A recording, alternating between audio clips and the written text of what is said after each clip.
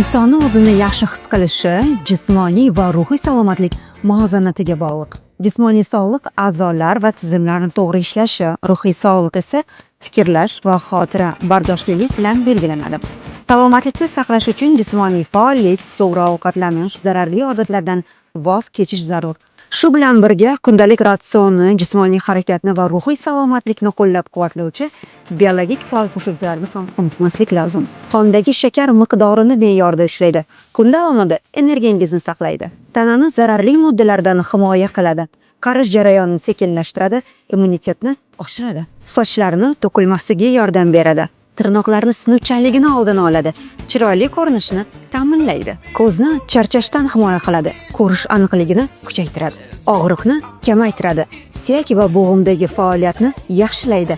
Harakatchanlikni oshiradi. Sog'liqqa majmuaviy yondashuv yaxshi kayfiyat va sifatli hayot garovidir. Siz bizga sog'lom keraksiz.